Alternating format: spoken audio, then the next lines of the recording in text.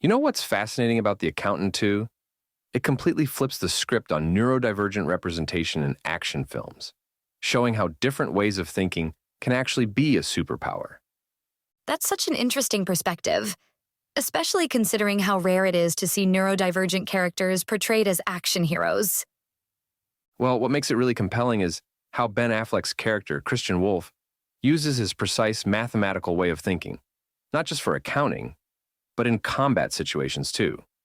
His brother Braxton, played by Jon Bernthal, brings this completely different energy, all instinct and emotion. The contrast between their approaches really drives the story, doesn't it? Like how Christian hasn't reached out to his brother in 8 years because it wasn't, well, logical to do so. Oh man, that's exactly what makes their dynamic so fascinating. You've got these two highly trained killers who are complete opposites. One who approaches everything like a math equation, and another who's all heart and gut instinct. The way they handle the action sequences really showcases those differences, doesn't it? Christian's calculated precision versus Braxton's explosive style. And you know what's really interesting? The film manages to weave this complex plot about international cartels and missing persons, while still keeping the focus on their relationship.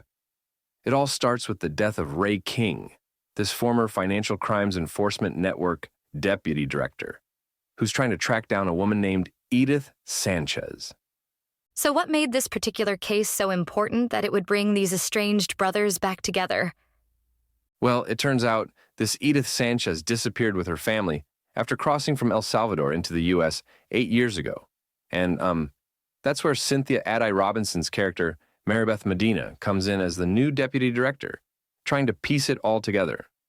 The way they balance all these different elements, the family drama, the action, and even these moments of unexpected humor, it's pretty remarkable. Speaking of unexpected moments, can we talk about that line dancing scene with Ben Affleck?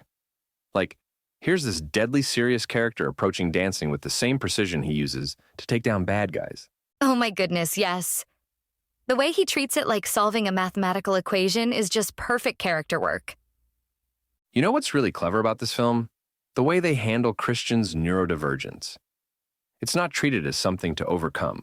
It's just part of who he is. Sometimes creating challenges, but often giving him unique advantages. The relationship between the brothers feels so authentic too. Like real siblings who love each other, but sometimes drive each other crazy. And let's talk about how director Gavin O'Connor manages to keep all these complex plot threads clear, while still maintaining the emotional core of the story. Even when the conspiracy gets complicated, we never lose sight of what matters. These two brothers finding their way back to each other. The addition of Daniel Pineda as Anais adds another interesting layer to the whole thing, doesn't it? Oh yeah, her character brings this whole other dimension of mystery to the story. The way she plays this shadowy contract killer who might be friend or foe really keeps you guessing throughout the film. Well, what do you think about how they handled the resolution? It seems like they managed to tie up the main plot while still leaving some questions open. That's actually one of the smartest things about the film. It gives us a satisfying conclusion to the immediate story, while leaving enough mystery to keep us thinking. Plus, the way they handle the action sequences is just masterful. Each one reveals something new about the characters. Looking ahead, do you think this could change how action movies portray neurodivergent characters? I really think it might. This film shows that you can have a character who processes the world differently without making that their entire story.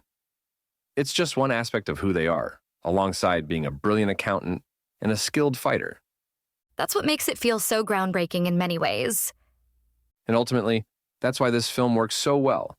It delivers all the thrills you want from an action movie, while also giving us these complex, layered characters who feel real despite the larger-than-life situations they're in.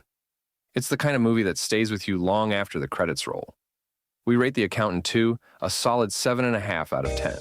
You've been listening to Movies First. Available at Apple Podcasts, Spotify, iHeartRadio, or your favourite podcast player. You can also stream on demand at Bytes.com. This has been another quality podcast production from Bytes.com.